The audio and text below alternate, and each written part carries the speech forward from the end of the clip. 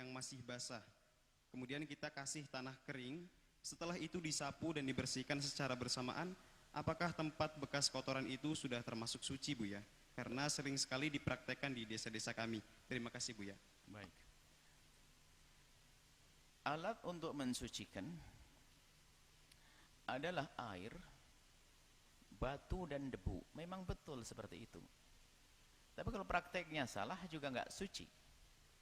Air umumnya, batu adalah hanya untuk istinja, debu adalah hanya untuk tayamum dari hadas kecil dan hadas besar. Nggak ada tayamum untuk kotoran ayam. Jadi kotoran ayam itu kalau dikasih debu, ya debunya ikut najis. Dan yang tersisa memang bersih, bahkan kalaupun Anda cium nggak ada aromanya, tapi tetap saja itu najis. Hanya akan berubah menjadi najis hukumnya. Najis hukumnya itu hukumnya saja najis, tapi tidak terlihat di mata dan tidak tercium oleh hidung. Dan seandainya mau dijilat pun tidak ada rasanya, tapi jangan dijilat, itu najis. Yang jelas itu tidak menjadi suci. Kalau ada kebiasaan di kampung Anda, yaitu kebiasaan salah yang harus dirubah. Cara berubahnya ditambah sedikit saja. Mungkin karena dia basah, sehingga untuk mengeringkannya, kalau zaman dulu memang di kampung tidak ada namanya tisu kering, maka dengan cara ditabur tanah.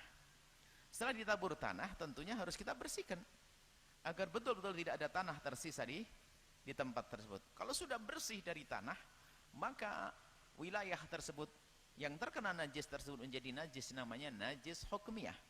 Adapun najis hukmiyah, cara membersihkannya cukup.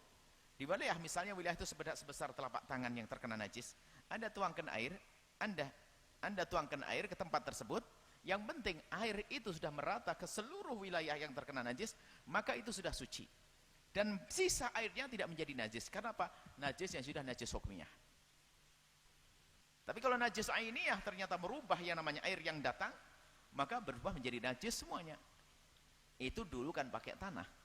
Kalau sekarang biasanya kalau orang pengen buru-buru mensucikan lantainya karena ada kotoran ayam, maka ambil tisu kering, karena ada tisu, bersihkan tisu najis yang dibuang ke tempat sampah, bersihkan sampai bersih, sehingga tidak ada bebasahan, tidak ada aroma, tidak ada, sudah namanya najis hukmiyah. Jika najis hukmiyah cara mencucikannya sangat beda dengan najis yang betul ainiyah. Tapi cukup Anda tuangkan air di atasnya, cukup menggenang air saja, itu sudah selesai. Anda bersihkan setelah itu boleh, karena air itu adalah air suci. Air suci karena tidak berubah, karena najis yang hukmiyah, air itu suci. Sehingga kalau keinjak nggak ada masalah, karena apa yang penting waktu menuangkan air sudah menjamah ke seluruh wilayah yang terkena najis, seperti itu. Jadi kalau tadi yang disebutkan itu belum dianggap sebagai mensucikannya, akan tapi itu hanya menghilangkan ainun najasati, ainun najasah saja. Untuk menyempurnakan, maka lanjutkan dengan air, harus dengan air.